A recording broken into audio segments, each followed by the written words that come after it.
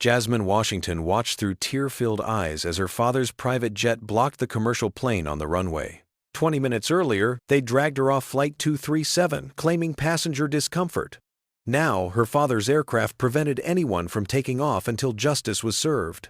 Before we dive into this incredible story of injustice and redemption, let me know where you're watching from in the comments. Hit that like button and subscribe to stay updated on powerful stories like Jasmine's that expose the reality many face every day in America. Ready to witness how one father's bold stand changed an entire industry? Let's get into it. Jasmine Washington clutched her first-class ticket tightly as she boarded United Airlines Flight 237 from Atlanta to Boston. At 17, she rarely traveled alone, but this trip was special. The National Youth Science Competition awaited her in Boston, where her groundbreaking research on environmental impacts in low-income neighborhoods had earned her a finalist spot. Her father, Malcolm Washington, had proudly purchased the first-class ticket as a celebration of her achievement. Seat 3A, she confirmed, sliding past the flight attendant who barely acknowledged her presence. Jasmine settled into the plush leather seat, arranging her competition notes on the spacious tray table. The cabin slowly filled with business executives and well-dressed travelers who cast curious glances her way. A flight attendant with a name tag reading Brenda moved efficiently through the cabin, offering pre-flight beverages to passengers. Jasmine observed how Brenda smiled warmly at each passenger, chatting briefly as she served them. When Brenda reached the older white gentleman across the aisle, she leaned in with particular attentiveness. "Mr. Pearson, so wonderful to see you again, traveling to Boston for business, your usual scotch on the rocks." "Thank you, Brenda." "Always a pleasure to see a familiar face," the man replied, his gold watch glinting under the cabin lights. When Brenda finally reached Jasmine's row, her demeanor shifted noticeably. Without making eye contact, she tersely asked, "Something to drink." "Could I have apple juice, please?" Jasmine requested politely. Brenda nodded curtly and moved on without responding. 10 minutes later, beverages had been served to every passenger in first class except Jasmine. She pressed the call button twice, but Brenda walked past without acknowledging it. As Jasmine pressed it a third time, Mr. Pearson across the aisle shifted uncomfortably in his seat. "Excuse me," he called out to Brenda, who immediately responded. "I think there's some confusion. This section is for first-class passengers only." Brenda turned to Jasmine with sudden attention. "Miss, could I see your boarding pass again?" Jasmine pulled out her ticket. "I'm in the correct seat. 3A. First class." Brenda examined the ticket with exaggerated scrutiny, while other passengers began to watch the interaction. "How did you obtain this ticket?" she asked, loud enough for nearby passengers to hear. Jasmine felt her cheeks flush. "My father purchased it for me. I'm traveling to a science competition." Mr. Pearson interjected again. "I'm a frequent flyer on this airline, and I must say I've paid good money for the first-class experience. I'm uncomfortable with the current situation." Several other white passengers nodded in agreement. A middle-aged woman 2 rows ahead turned around. "I think there are plenty of seats available in economy. It would be more appropriate." Jasmine looked around in disbelief. "My ticket is for this seat. I have every right to be here." Brenda's voice turned stern. "I'm gonna need you to move to economy. We can discuss this matter further after takeoff." "I'm not moving," Jasmine stated firmly, though her voice trembled slightly. "This is discrimination, and I'm not going to pretend it isn't." She pulled out her phone and began recording the situation. Brenda's eyes widened. "Put that phone away immediately. Recording is against our policy during boarding." "Actually, it's not," Jasmine replied. "I've read the airline policies thoroughly. Recording is only prohibited during the safety demonstration and takeoff." This response seemed to infuriate Brenda, who immediately reached for her phone. "Captain, we have a disruptive passenger in first class. We may need assistance." Within minutes, an air marshal and the flight captain appeared at Jasmine's row. Passengers stared as the captain addressed her. "Young lady, I understand there's an issue with your seating assignment." "No issue, sir," Jasmine replied, struggling to maintain her composure. "I have a valid first-class ticket. I'm being asked to move because of how I look, not because of any legitimate reason." The marshal leaned in.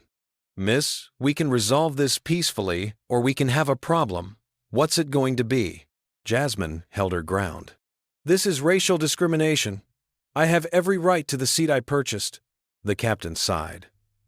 For the comfort of other passengers and the timely departure of this flight, I'm going to have to ask you to deplane. We can rebook you on a later flight. You mean for the comfort of white passengers who don't think I belong here? Jasmine clarified, still recording. Without further discussion, the air marshal took Jasmine by the arm. Let's go. The humiliation burned through Jasmine as she was escorted down the aisle past rows of staring passengers.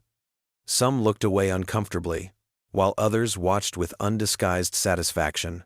Once in the terminal, the gate agent handed her a voucher for the next flight 6 hours later. Fighting back tears, Jasmine found a quiet corner near the gate and called her father. Her hands shook as she recounted what had happened. They removed me from the plane, Dad. They didn't even try to hide why. They just didn't want me there. Malcolm Washington's voice was calm but tight with controlled rage. Where are you now exactly, Gate C-23? Stay right there, Jasmine. I'm coming. Malcolm Washington ended the call with his daughter and immediately dialed his assistant. Gerald, cancel all my meetings for today. Then get Kenneth on the line immediately. As CEO of Washington Technologies, one of the fastest-growing cybersecurity firms in the country, Malcolm rarely cleared his schedule on short notice. His assistant knew better than to ask questions when he used that tone. Kenneth, I need the jet ready to fly in 30 minutes. Yes, 30.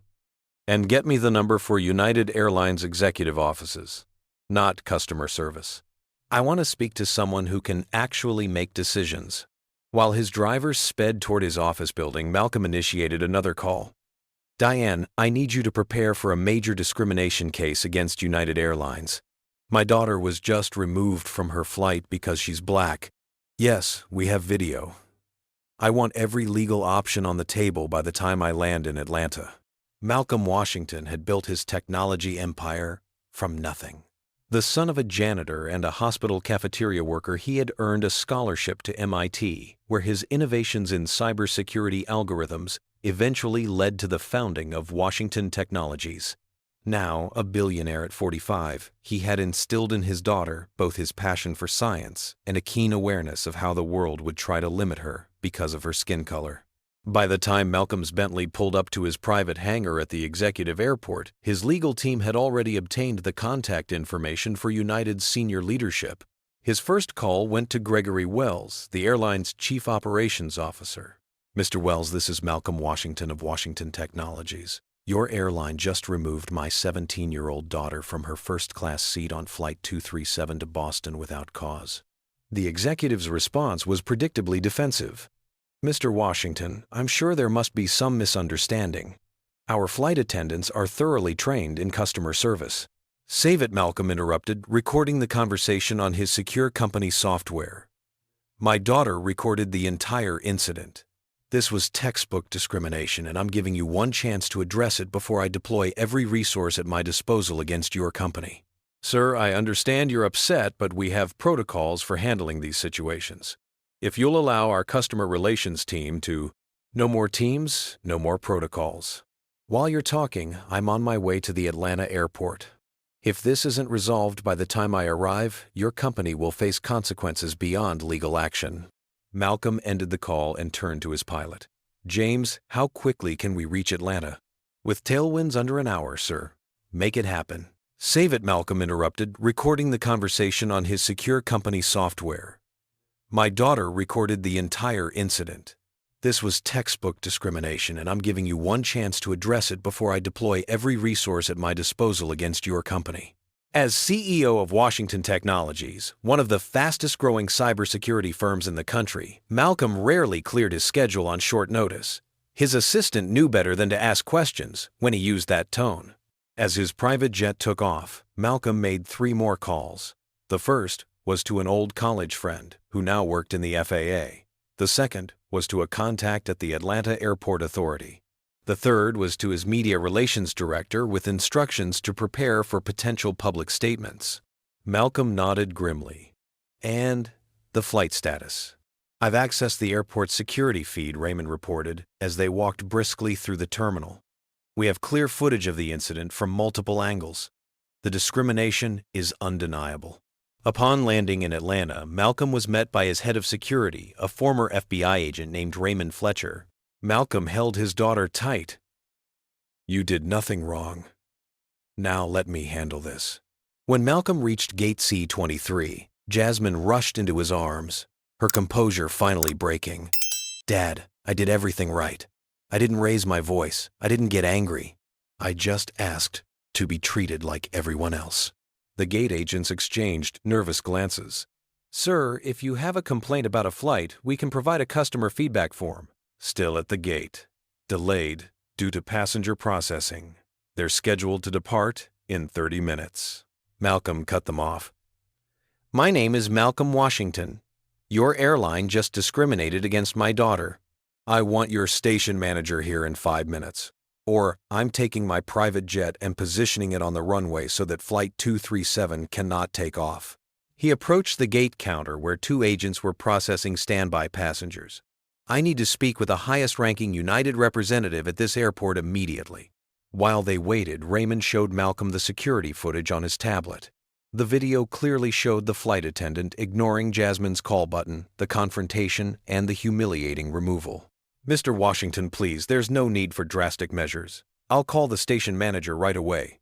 When the station manager arrived 15 minutes later, Malcolm was reviewing potential legal actions with his team via video conference. The mention of his name changed their demeanor instantly. Malcolm Washington was recognizable enough in business circles that the threat carried weight. Thompson's face flushed. "Sir, I've reviewed the preliminary reports, and there seems to have been a miscommunication about seating arrangements." Malcolm fixed him with an icy stare. "Unfortunate incident? Is that what we're calling racial discrimination now?" As Thompson watched the footage, his expression shifted from defensive to concerned. "Mr. Washington, on behalf of United Airlines, I want to extend our sincerest apologies. This is not reflective of our values, and we will take immediate action." "Stop. Watch this." Malcolm handed him Raymond's tablet, showing the security footage synchronized with Jasmine's cell phone recording. "This isn't a miscommunication. This is textbook discrimination, and your airline is responsible." Thompson hesitated. "I can certainly remove her from this flight pending an investigation, but I don't have the authority to make company statements about." "Then find someone who does," Malcolm said quietly. "Because until this is resolved properly, my jet is going to block your plane from taking off. And believe me, I have enough fuel to sit there all day." "Apologies aren't enough," Malcolm interrupted. "I want the responsible employees removed from duty immediately. I want my daughter on that plane in her original seat. And I want formal acknowledgement from your company that this was racial discrimination." Malcolm smiled without humor. "I'm prepared for that possibility." "Are you prepared for the media storm when everyone learns why I felt it necessary to take such action?"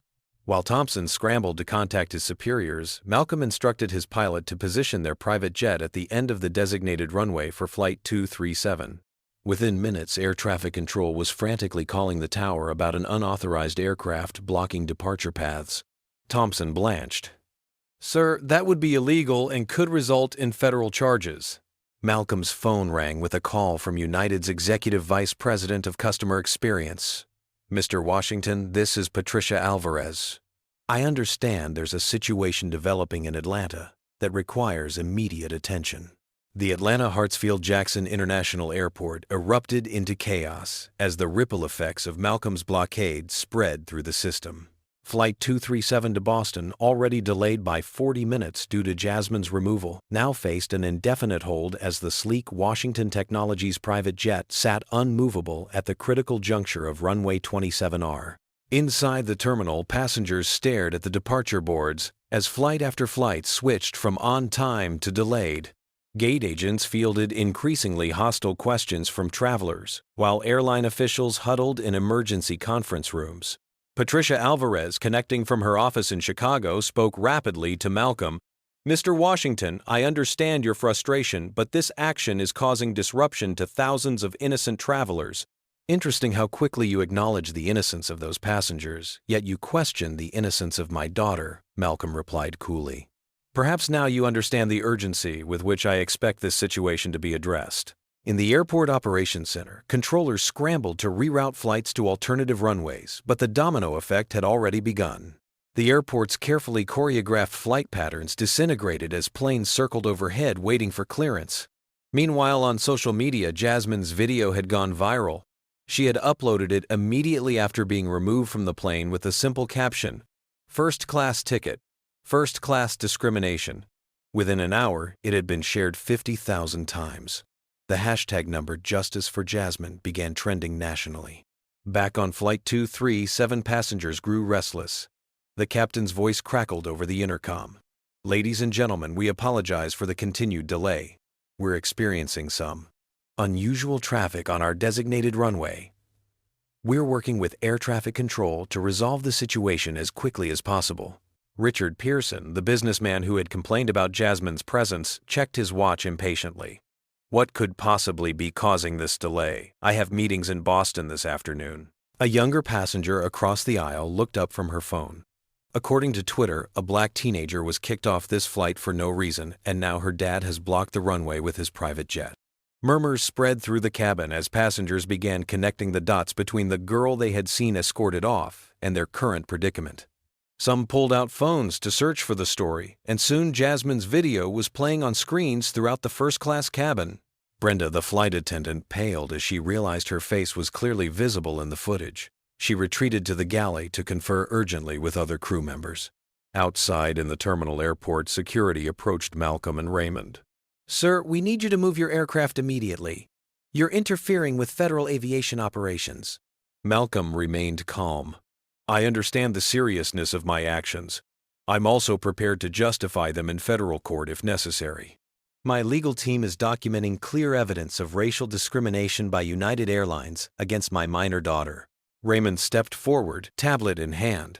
"We have multiple camera angles of the incident statements from witnesses and a recorded conversation with airline executives dismissing the complaint. We're prepared to share all of this with the media within the hour." The security officers exchanged uncertain glances. One stepped away to consult with his superiors, clearly recognizing that this situation extended beyond their normal protocols. While this confrontation unfolded, social media detectives had already identified Richard Pearson as the main complainant in Jasmine's video. His LinkedIn profile, showing his position as vice president at Boston Financial Group, was being circulated alongside screenshots from his public Facebook posts, several of which contained racially insensitive comments about merit-based success and unqualified diversity candidates. Boston Financial Group's social media team scrambled to control the damage as their mentions exploded with angry messages about their executives' behavior. Inside the terminal, other passengers from Flight 237 who had witnessed the incident began speaking out. A college professor who had been seated in economy posted a lengthy Twitter thread describing how he had observed the entire interaction. The discrimination was blatant. The flight attendant served every single person in first class except for the young black woman. When she politely asked for service, she was treated as though she was being disruptive. Another passenger, a retired flight attendant, approached Jasmine and Malcolm. "I was in first class 2 rows behind your daughter. In 30 years of flying, I've never seen such unprofessional behavior. I'd be willing to provide a statement if it helps." As witness accounts multiplied, United's position weakened. Patricia Alvarez called Malcolm again. "Mr. Washington, our CEO, has been briefed on the situation and is en route to Atlanta now. In the meantime, we're prepared to issue a formal apology and offer compensation." Miss Alvarez Malcolm interrupted. "I'm not interested in hush money. I want structural change. I want accountability. And most importantly, I want my daughter treated with the dignity she deserves." News helicopters now circled above the airport, broadcasting live footage of the private jet obstruction. Major networks interrupted regular programming to cover the developing situation at one of the nation's busiest airports. The airline's stock price began to drop as investors anticipated the financial impact of both the operational disruption and the potential legal and public relations disaster unfolding in real time. Inside the airport conference room where Malcolm, Jasmine, and their team had established their base of operations, Raymond received a notification. "Sir, United's CEO just landed. His private car is heading to the terminal now." Malcolm nodded. "Good. Now we can have a real conversation about what happens next." As the standoff continued at Atlanta's airport, media outlets began digging deeper into Jasmine Washington's background. Who was this teenage girl at the center of a national controversy? The story that emerged painted a picture of extraordinary talent and resilience in the face of persistent barriers. Jasmine Washington had always been exceptional. From the moment she disassembled and reassembled her father's old laptop at age 7, her aptitude for technology and science had been apparent. Malcolm, recognizing his daughter's potential, enrolled her in the most prestigious private schools in Atlanta, determined to give her every advantage he hadn't had growing up. But advantages on paper didn't always translate to equal treatment in reality. At Westfield Academy, where tuition exceeded $30,000 annually, Jasmine frequently found herself isolated. Despite maintaining a perfect 4 gigapascals and leading the robotics team to national championships, she was often mistaken for a scholarship student by teachers and parents alike. "How did you manage to get in here?" a chemistry teacher had asked on her first day of classes, assuming she must have been admitted through some diversity initiative rather than on merit. When Jasmine scored highest on the state science aptitude test, rumors circulated that she had somehow cheated. When she was selected to represent the school at the governor's STEM conference, a parent complained that more traditional students were being overlooked for political correctness. Through it all, Malcolm had guided his daughter with wisdom born from his own experiences. "They'll question your presence until you make yourself impossible to ignore," he often told her. "Your excellence is both your armor and your weapon." Malcolm understood these dynamics intimately. After losing his wife Evelyn to cancer when Jasmine was just 5 years old, he had raised his daughter alone while building Washington Technologies from a startup operating out of his garage into a cybersecurity powerhouse that now employed over 2,000 people. His journey hadn't been easy. Despite graduating top of his class from MIT with dual degrees in computer science and electrical engineering, Malcolm had watched white classmates with lower GPAs receive multiple job offers while he struggled to get interviews.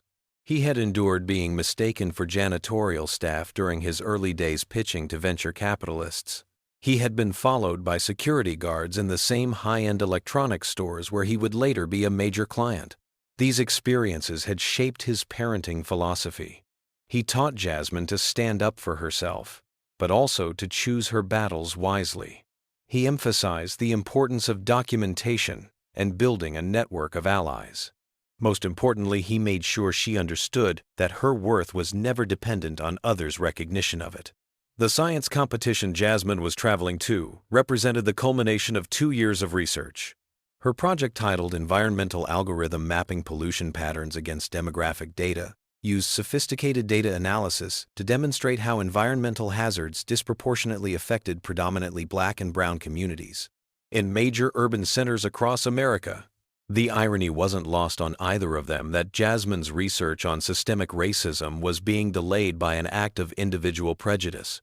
But for Jasmine, the incident on the plane wasn't shocking. It was merely a more public version of what she had experienced throughout her educational journey. What made Jasmine remarkable wasn't just her intelligence or accomplishments. It was her resilience and her unwavering belief that she could change the systems that tried to exclude her. Her research wasn't just academic, it was personal. The environmental racism she documented had claimed the lives of her maternal grandparents who had lived downwind from a chemical plant in their Louisiana hometown. "Data doesn't lie," Jasmine often said. "If we can quantify the problem, we can solve it."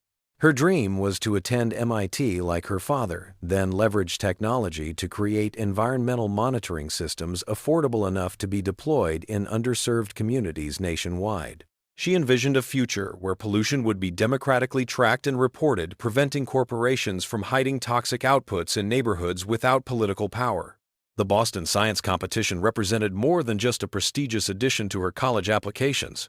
The winner would receive a $100,000 research grant and mentorship from leading scientists at MIT and Harvard. For Jasmine, this was the first step toward making her vision a reality. As these details emerged in news reports and social media posts, public opinion increasingly rallied behind the Washingtons. Millions who had never heard of Jasmine before now saw in her a symbol of both the obstacles facing young Black Americans and the determination to overcome them. Have you ever faced discrimination for simply being in a space where others felt you didn't belong? Comment number 1 if you've experienced something similar to what Jasmine went through. Comment number 2 if you've witnessed such discrimination but didn't know how to intervene. The sad reality is that Jasmine's experience isn't rare. It happens every day across America, often without the privilege of having a powerful advocate to fight back. If you believe everyone deserves equal treatment regardless of their skin color, hit that like button right now. And if you're committed to standing against discrimination wherever you see it, subscribe to stay updated on stories that matter. What would you have done if you were another passenger on that plane, watching Jasmine being removed? Would you have spoken up or stayed silent? This question becomes even more important as we see what happened next in this extraordinary standoff. The arrival of Federal Aviation Administration officials marked a significant escalation in the airport crisis. 3 representatives in dark suits marched purposefully through the terminal, their badges displayed prominently as they approached the conference room where Malcolm Washington had established his command center. Mr. Washington, the lead official, began firmly, "I'm Director Sarah Coleman from the FAA. Your aircraft is illegally obstructing a commercial runway at one of the nation's busiest airports. This constitutes a federal violation that could result in criminal charges, substantial fines, and the permanent revocation of your pilot's license." Malcolm remained composed, his fingers steepled before him. "Director Coleman, I appreciate the seriousness of this situation. Before you continue with threats, I should inform you that I'm live streaming this entire interaction to my personal platform with over 5 million followers. The public deserves transparency about how federal agencies respond when a black citizen protests discrimination." He gestured to the professional camera setup in the corner of the room, the red recording light clearly visible. Coleman's expression flickered with uncertainty as she realized the additional dimension to this confrontation. Additionally, Malcolm continued, "My legal team has prepared documentation of how the FAA has handled similar runway obstructions in the past. The data reveals interesting patterns in enforcement based on the race of the individuals involved." Raymond stepped forward, presenting a tablet displaying a meticulously organized spreadsheet. "We've identified 17 incidents in the past decade where private aircraft owners obstructed commercial operations. In the 12 cases involving white aircraft owners, negotiation was the first approach, with an average resolution time of 4 hours and minimal fines. For the 5 involving people of color, immediate removal and maximum penalties were pursued within the first hour." Director Coleman's professional demeanor faltered momentarily. "Mr. Washington, the FAA does not discriminate in its enforcement actions." "Then you won't mind demonstrating that today," Malcolm replied smoothly. "Now, shall we discuss a reasonable timeline for resolution that addresses both your concerns about airport operations and my concerns about my daughter's civil rights?" As this standoff continued, the ripple effects spread throughout the airport system. Flight cancellations mounted, with the Atlanta hub's disruption now affecting connections nationwide. Passengers stranded in terminals across the country began sharing their stories on social media, many explicitly supporting the Washingtons after learning the circumstances. United Airlines issued a carefully worded statement that acknowledged an incident involving a passenger and promised a thorough investigation but avoided admitting any wrongdoing. The public response was immediate and overwhelmingly negative, with commenters pointing out the airline's history of similar incidents and calling for a boycott. Inside Flight 237, still parked at the gate, tensions escalated among the passengers. Richard Pearson attempted to maintain a low profile, pulling his laptop closer and avoiding eye contact with others. However, his efforts at anonymity were foiled when another passenger recognized him from the viral video. "Aren't you the one who complained about the black girl?" the passenger asked loudly enough for others to hear. "The reason we're all stuck here is because of you." Pearson's face reddened. "I simply expressed concern about a potentially disruptive passenger. This is completely out of proportion." A businesswoman across the aisle looked up from her phone. "According to her academic profile, she's a science prodigy heading to a national competition. Hardly seems disruptive to me." The atmosphere in the cabin grew increasingly hostile toward both Pearson and the flight crew. Brenda, in particular, found herself under scrutiny as passengers who had witnessed her treatment of Jasmine began questioning her actions directly. "I was just following company protocol," Brenda insisted weakly. "Which protocol specifically calls for ignoring black passengers in first class?" an elderly gentleman asked. "I'd be interested to see that in writing." Meanwhile, in the airport's VIP lounge, United CEO Maxwell Peterson had arrived and requested a private meeting with Malcolm and Jasmine. His first attempt at reconciliation involved a substantial settlement offer presented discreetly on a leather portfolio pad. Malcolm didn't even glance at the figure. "Mr. Peterson, if you think this is about money, you fundamentally misunderstand the situation. My daughter doesn't need financial compensation. She needs accountability, respect, and systemic change." Peterson shifted uncomfortably. "Mr. Washington, we take these allegations very seriously. But surely you understand the damage your actions are causing to countless innocent travelers." "Interesting," Malcolm noted. "When my innocent daughter was damaged by your employees' actions, it was a regrettable misunderstanding. When your operations are affected, suddenly it's a crisis requiring immediate resolution." Jasmine, who had remained quiet during most of these interactions, finally spoke up. "Mr. Peterson, your flight attendant ignored me 6 times when I pressed the call button. She questioned the legitimacy of my ticket. She allowed other passengers to suggest I didn't belong in first class. At no point did anyone on your staff intervene to stop what was clearly discriminatory treatment. Now you want us to quietly accept compensation and disappear." Peterson appeared genuinely taken aback by the teenager's eloquence and poise. "Miss Washington, I won." "I'm not finished," Jasmine continued calmly. "Your airline removed me from a flight because of my skin color. I missed a connection to an academic competition that I've worked toward for 2 years. But what happens to the black passengers who don't have fathers with private jets, who advocates for them when they're humiliated and discriminated against?" The CEO fell silent, clearly unprepared for this level of direct accountability. Outside the meeting room, Raymond received an important update. "Sir, we've been contacted by 5 former United employees claiming they can provide evidence of a pattern of discriminatory practices. They're willing to go on record." Additionally, the flight attendants' union issued a statement distancing themselves from Brenda's actions, clarifying that her behavior violated both company policy and union standards for professional conduct. The social media firestorm continued to grow. Celebrities and public figures began weighing in, the vast majority expressing support for Jasmine and condemning the airline's actions. Number Boycott United started trending alongside number Justice for Jasmine. Richard Pearson's employer, facing mounting pressure, released their own statement. "Boston Financial Group is committed to diversity and inclusion. The actions of our employee, if accurately portrayed, do not reflect our corporate values. We are reviewing the matter internally." Brenda, now understanding the severity of the situation, attempted damage control through the airline's internal channels. "I was simply responding to concerns expressed by a valued frequent flyer," she claimed in her incident report. "At no point did race factor into my decision-making." However, this claim was directly contradicted when airport security footage revealed she had allowed a white teenager to remain in first class on a previous flight despite similar complaints from other passengers. Malcolm, reviewing this new evidence with his legal team, gave Peterson 1 hour to meet their demands before filing a federal discrimination lawsuit that would potentially expose years of similar incidents throughout the airline industry. "The clock is ticking," Malcolm informed the CEO. "And unlike your flights today, my timeline won't be delayed." The social media firestorm continued to grow. Celebrities and public figures began weighing in, the vast majority expressing support for Jasmine and condemning the airline's actions.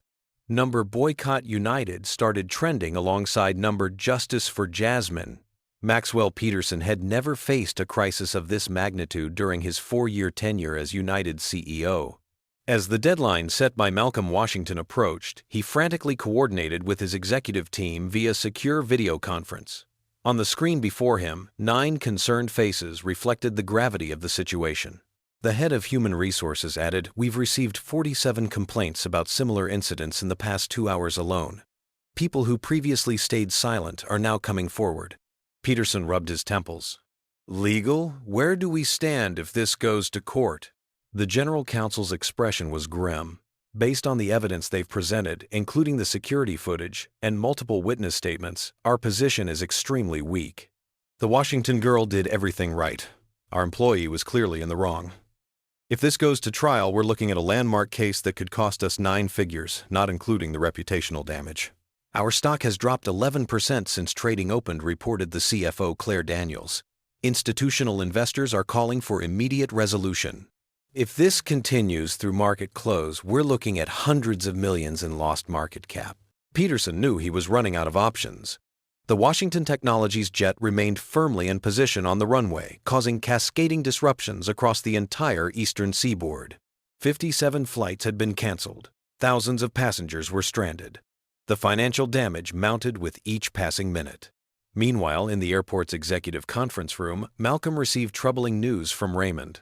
"Sir, we've received information that federal authorities are preparing to issue an arrest warrant charging you with interference with air transportation. They're planning to approach within the hour.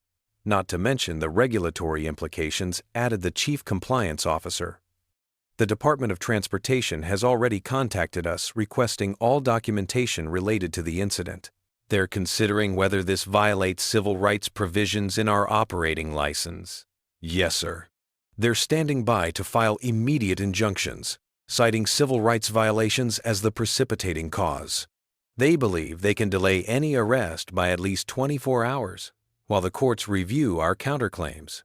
Jasmine, who had been quietly observing these developments, placed a hand on her father's arm. "Dad, I don't want you to go to jail because of this." Malcolm covered her hand with his. "Sometimes, sweetheart, we have to accept consequences to create change. Your grandmother used to tell me stories about sitting at lunch counters knowing she would be arrested. This is no different." Malcolm nodded calmly. "As expected." "Is our legal team prepared?" Mr. Washington Pearson began, his voice unsteady. "I was hoping I might speak with you and your daughter." Malcolm's expression remained neutral. "That depends on what you have to say." Pearson entered the room hesitantly. "I wanted to apologize personally.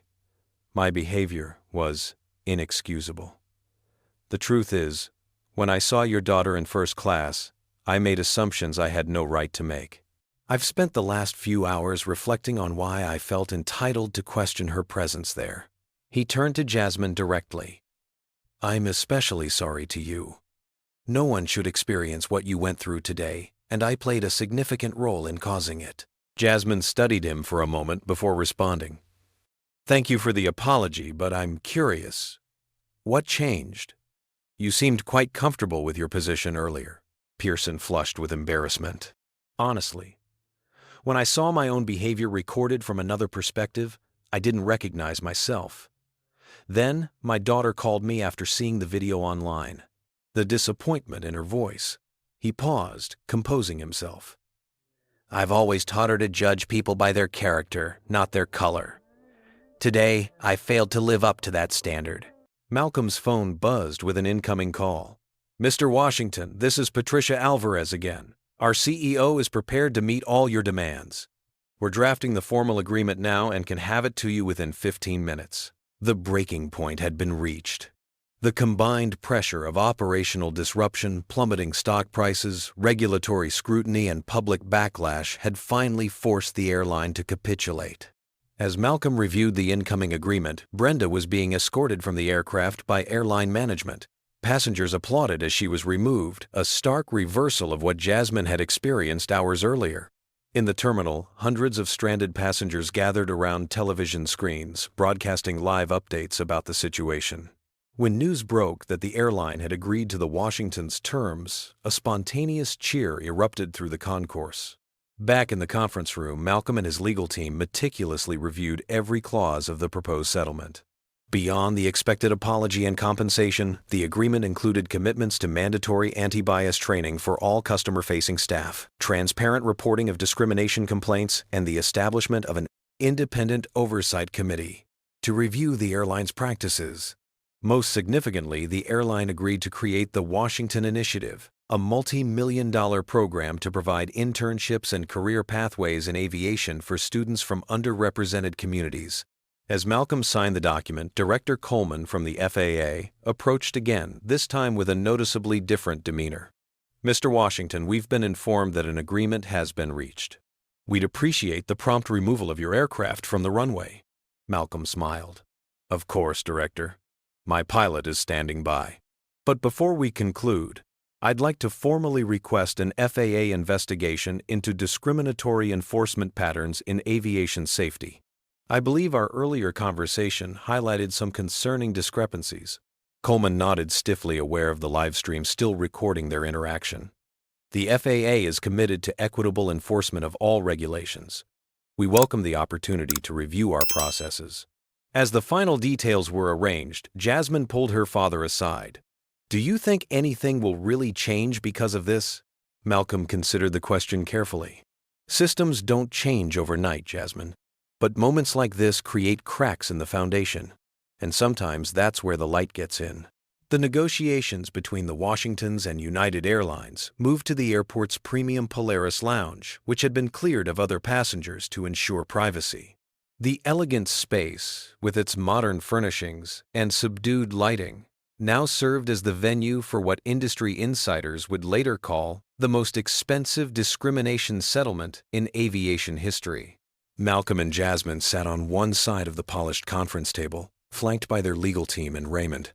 Across from them, CEO Maxwell Peterson had assembled his crisis management unit, Patricia Alvarez, the airline's general counsel, the head of flight operations, and a specialist in corporate communications.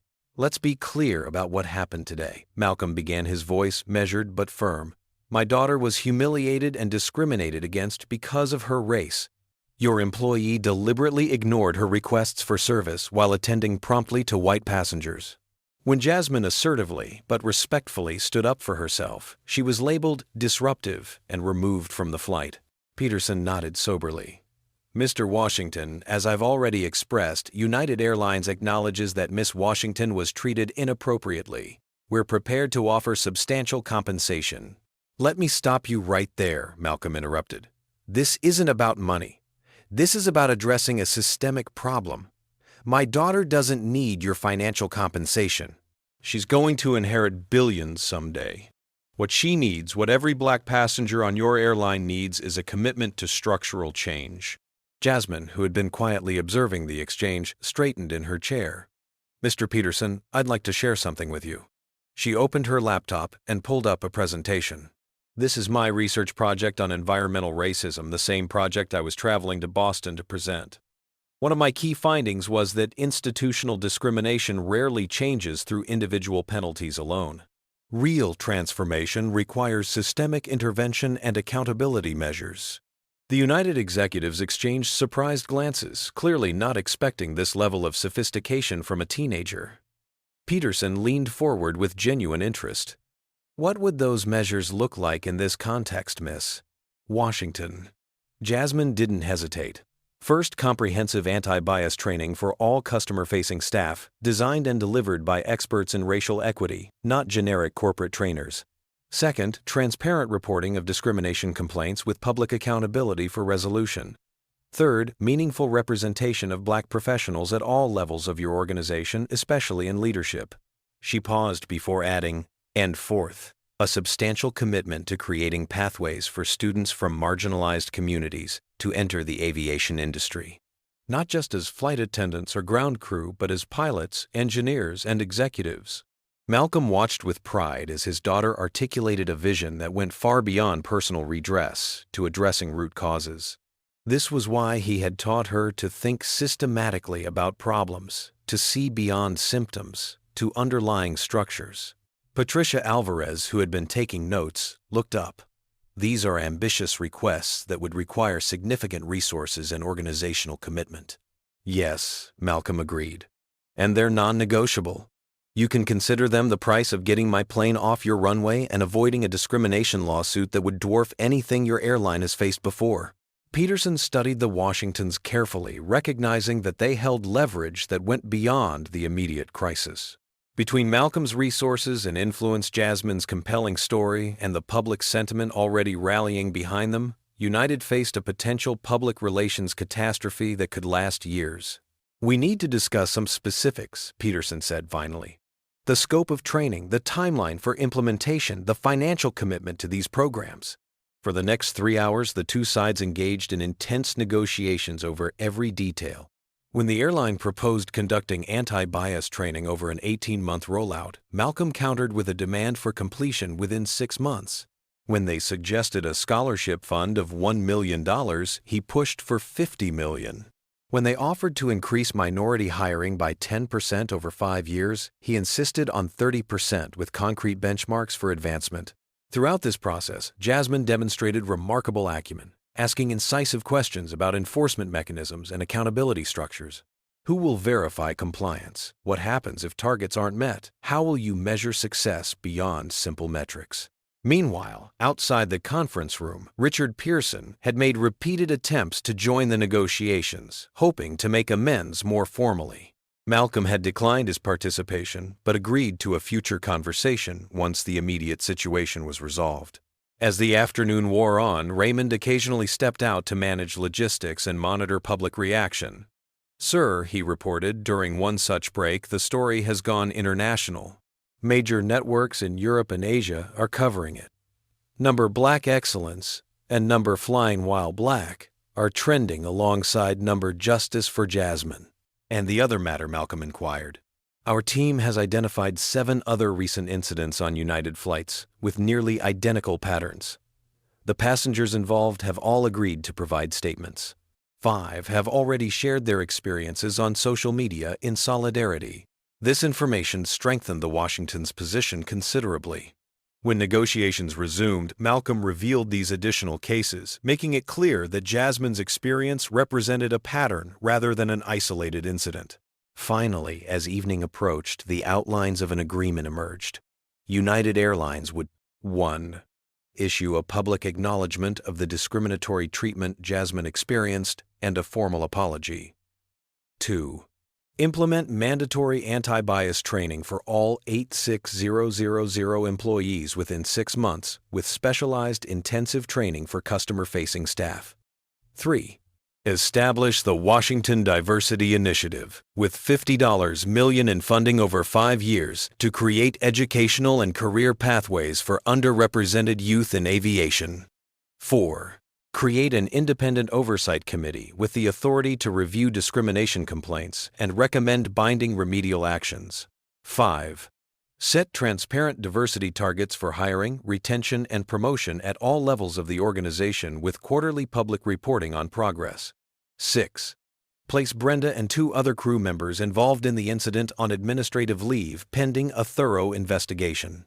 As the final document was being prepared, Peterson made one last attempt to include a non-disclosure agreement that would prevent the Washingtons from discussing the terms publicly. Malcolm shook his head firmly. Transparency is essential to accountability. The whole point of this exercise is to create visible change that others can reference and build upon. We will not be silenced. Peterson reluctantly conceded this final point, recognizing that the power dynamics had shifted irreversibly. What had begun as a routine ejection of a passenger, something that happened dozens of times daily across the airline industry with little consequence, had transformed into a landmark case that would potentially reshape corporate practices nationwide. As Malcolm reviewed the final agreement, Jasmine stepped away to check the status of her science competition. To her relief, the organizers had been following the situation closely and agreed to arrange a special presentation slot for her the following day. With the agreement finalized and signed by both parties, Malcolm contacted his pilot. "James, prepare for departure. We're cleared to move." Peterson extended his hand across the table. "Mr. Washington, while I wish we had met under different circumstances, I believe this agreement represents a significant step forward for our company." Malcolm accepted the handshake but added, "The agreement is just words on paper until it's implemented.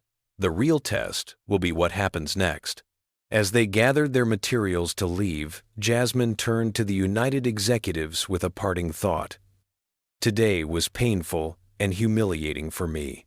But if it results in even one other person being treated with dignity who otherwise wouldn't have been, then perhaps it was worth it."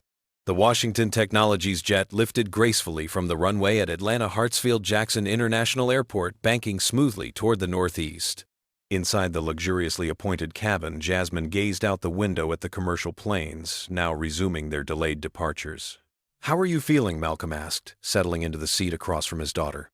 Jasmine considered the question carefully. Exhausted, vindicated, uncertain if anything will really change. She turned to face him directly.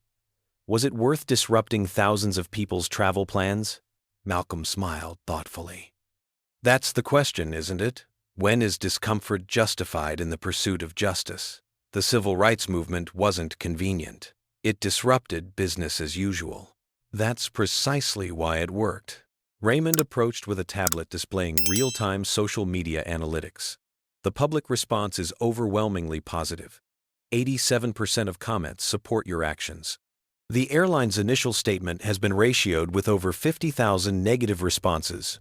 Flight 237 had finally departed for Boston -3 crew members and 1 passenger. Brenda had been escorted from the aircraft and placed on administrative leave pending investigation. Richard Pearson had voluntarily removed himself from the flight, citing a desire to reflect on today's events and my role in them. The airline's public apology, hastily crafted by their crisis management team, had been posted across all their platforms. United Airlines acknowledges that Miss Jasmine Washington experienced discriminatory treatment while boarding our flight today. We apologize unreservedly for this unacceptable breach of our commitment to treating all passengers with dignity and respect. We are taking immediate steps to address this incident specifically and to improve our practices generally. We are grateful to the Washington family for holding us accountable and for working with us to create meaningful change. The statement went on to outline the Washington Diversity Initiative and other commitments made during the negotiations. Public reaction had been skeptical but cautiously optimistic, with many commenters adopting a wait-and-see attitude about the airline's promises. Malcolm's phone buzzed with a text message from his assistant. "Sir, the Boston venue is confirmed. Local media has been notified of Jasmine's arrival. Security arrangements are in place." Despite the agreement with United, Malcolm had decided they would complete the journey on his private jet. Jasmine needed to focus on her presentation, not manage the continued attention she would inevitably receive on a commercial flight. "Your competition presentation is at 10:00 a.m. tomorrow," Malcolm reminded her. "You should try to get some rest." Jasmine nodded, but her mind was clearly elsewhere. "Dad, do you think Brenda will actually learn anything from this? Or Mr. Pearson? Or are they just going to resent me more now?" "Your competition presentation is at 10:00 a.m. tomorrow," Malcolm reminded her. "You should try to get some rest." Malcolm chose his words carefully. People change when the cost of not changing becomes too high. For some, that cost is public humiliation. For others, it's lost opportunities or relationships. The airline is changing because we made discrimination financially and reputationally expensive for them. He continued, "As for individuals like Brenda and Mr. Pearson, genuine transformation requires honest self-reflection. Some will get there, others won't. But either way, they'll think twice before acting on their biases next time." 3 hours later, they landed at Boston Logan International Airport. Despite the late hour, a small crowd of supporters had gathered, holding signs with messages like "Black Excellence, Can't Be Denied," and "Stand Tall, Jasmine." A local news crew approached as they disembarked. "Miss Washington, how does it feel to have stood up to corporate discrimination and won?" Jasmine, though tired, responded with the poise that had impressed even United's executives. "This isn't about winning, it's about accountability.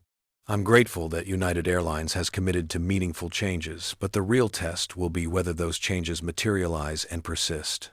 The reporter pressed further. "What would you say to other young people facing similar discrimination?" "Document everything," Jasmine replied without hesitation. "Know your rights. And remember that your dignity is non-negotiable." Meanwhile, across the city, the National Youth Science Competition organizers had called an emergency meeting to discuss the day's events.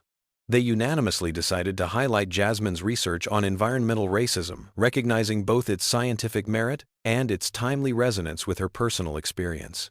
The following morning, as Jasmine prepared for her presentation, social media continued to dissect every aspect of the incident. Brenda's previous social media posts had been uncovered, revealing a pattern of subtle bias. Richard Pearson had issued a public apology, acknowledging his role in the situation and pledging to undergo voluntary bias training.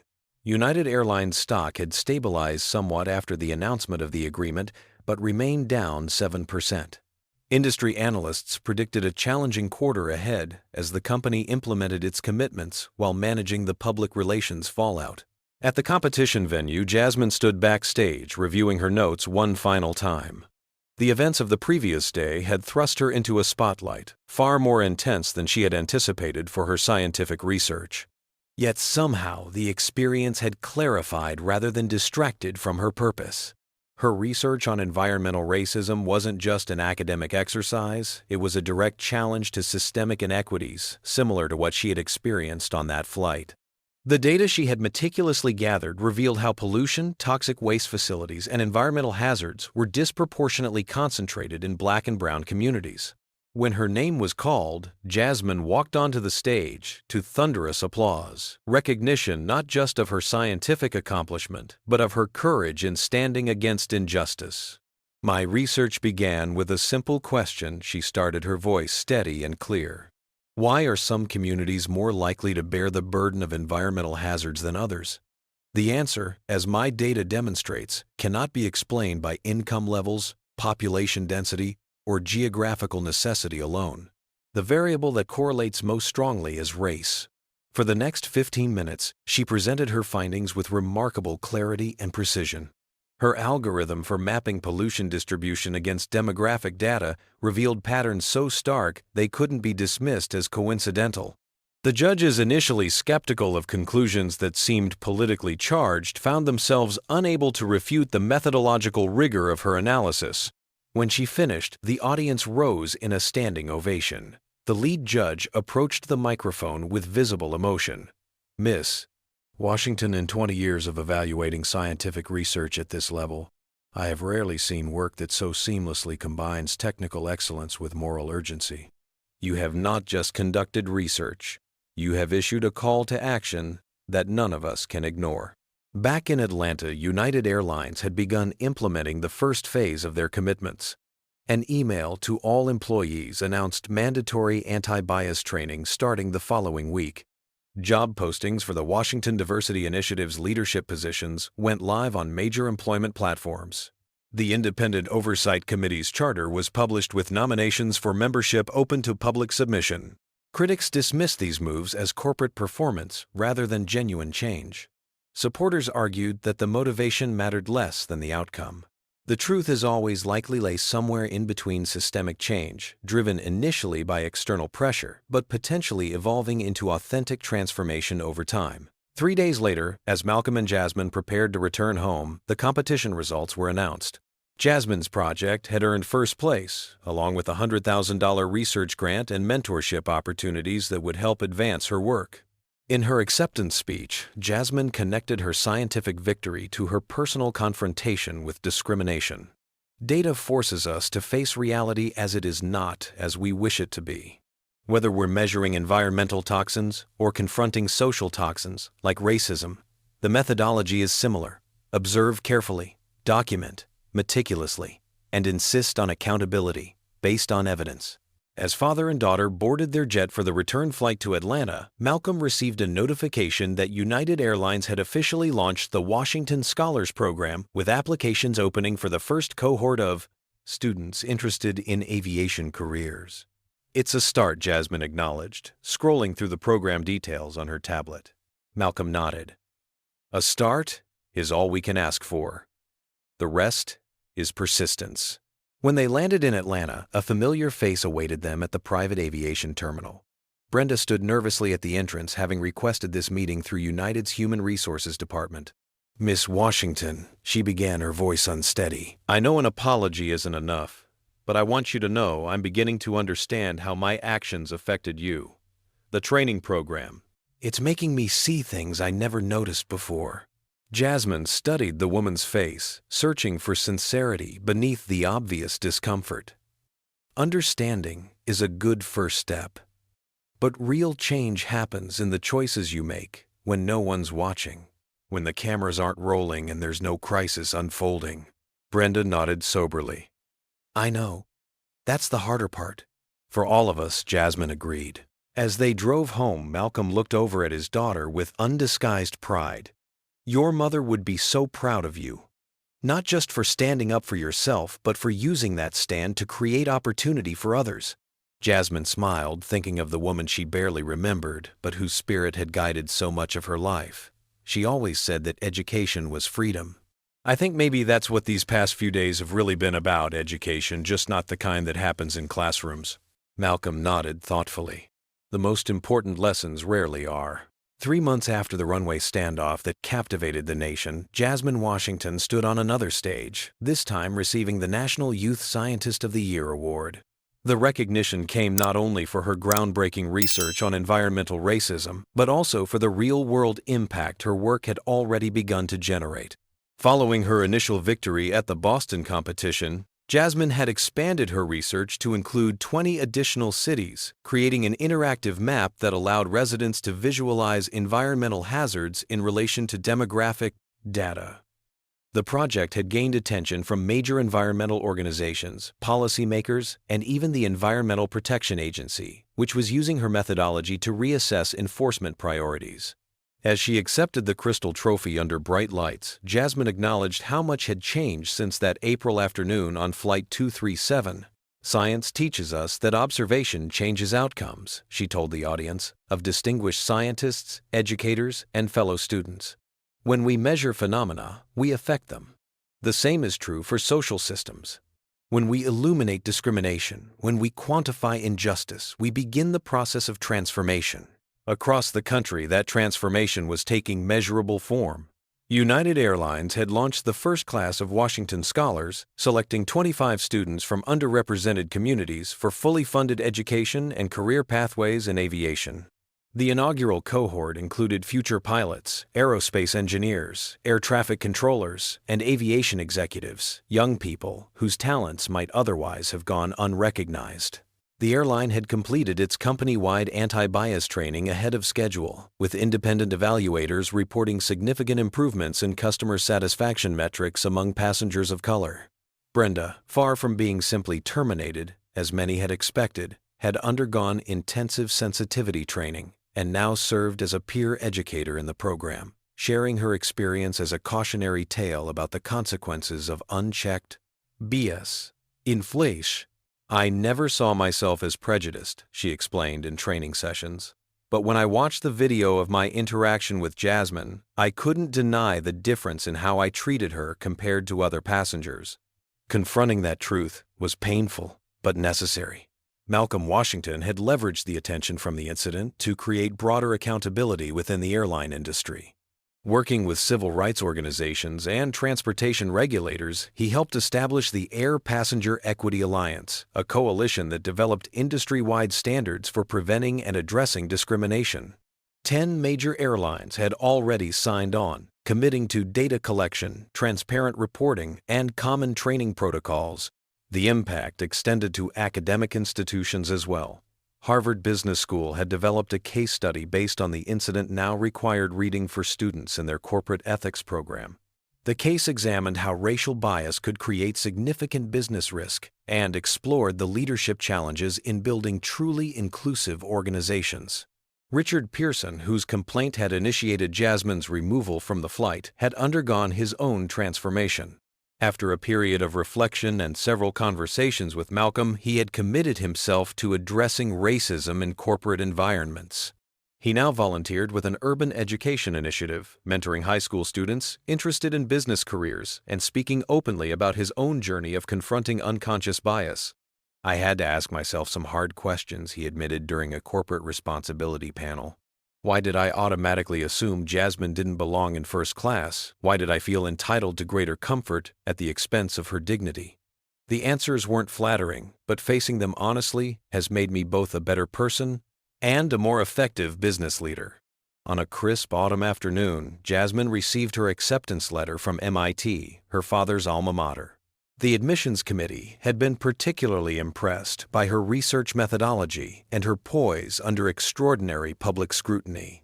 She would begin the following fall majoring in environmental engineering with a minor in data science. To celebrate her acceptance, Malcolm took Jasmine to dinner at their favorite restaurant in downtown Atlanta. As they enjoyed their meal, he shared news about the foundation they had established together. The Washington Initiative for Environmental Justice just received its first major grant, he announced. $10 million to expand your mapping project nationwide and develop intervention strategies for the most affected communities. Jasmine's eyes widened. That's incredible. Does this mean we can implement the real-time monitoring system I designed? Malcolm nodded. Full deployment in 5 cities to start. If the results are as promising as your pilot data suggests, we'll expand to 20 more next year. Their conversation was interrupted by a young black flight attendant who approached their table somewhat hesitantly. Excuse me, Miss Washington, I'm Tiana Brooks. I'm part of the first class of Washington Scholars. I just wanted to thank you personally. Before this program, I couldn't afford flight school. Now I'm halfway to my commercial pilot's license. Jasmine stood to embrace her. That's amazing, Tiana. Thank you for telling me. It's not just the financial support, Tiana continued. The mentorship, the network, it's changing everything about how people like us experience the aviation industry. After Tiana departed, Jasmine sat quietly for a moment, visibly moved by the encounter.